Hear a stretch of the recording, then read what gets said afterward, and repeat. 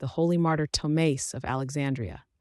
April 13th, a pious married woman in 5th century Alexandria defends her marital chastity against the sinful advances of her father-in-law, suffering martyrdom for her steadfastness.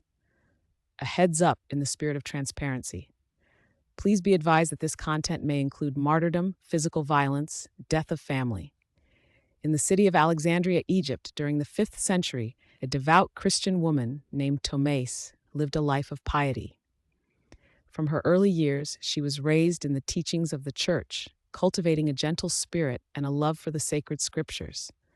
At the age of 15, Thomais entered into marriage with a young fisherman who also held the Christian faith.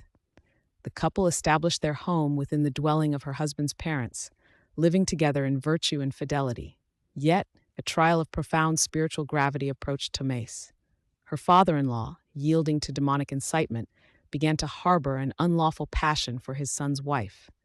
This sinful desire grew within him, and he watched for an opportunity to act upon his dark intention. One night, when his son, Thomais' husband, had departed for his customary night fishing, the father-in-law approached Thomais. He attempted to force her into sin, seeking to violate the sanctity of their marriage and her personal chastity. Saint Thomais, understanding the gravity of the transgression, resisted him with steadfastness. She pleaded with him, saying, "Father, what is this you are doing? For the sake of the Lord, cease this action." She reminded him of the familial bond that bound them and the terrible judgment that awaits such a sin before God. However, the father-in-law, blinded by his passion and enraged by her resolute refusal to yield to his will, seized a sword. In a moment of profound wickedness, he struck her down, taking her life for the sake of her purity. The account states that he cut her in two, a testament to the brutality of his act and the unwavering nature of her witness. Divine judgment manifested without delay. The moment he committed the murder of his daughter-in-law, the man was struck blind. He remained in a stupor, covered in blood and holding the sword, until the morning.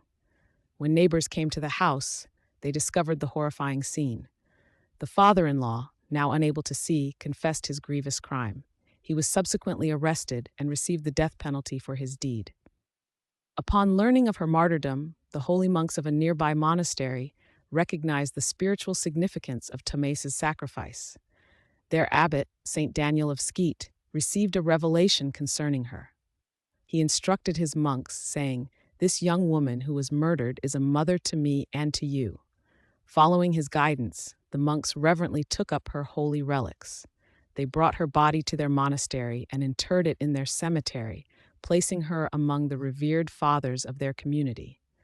After her burial, Saint Thomais became known as a source of aid for those struggling against temptations of the flesh. Saint Daniel of Skeet often directed monks who were battling carnal passions to pray at her grave. Many who sought her intercession there found healing and deliverance from their struggles. In later years, her holy relics were transferred to a convent in Constantinople, where they continued to be a source of grace and healing for the faithful. The Orthodox Church commemorates the holy martyr Thomais of Alexandria on April 14th, honoring her steadfast witness to chastity and fidelity unto death.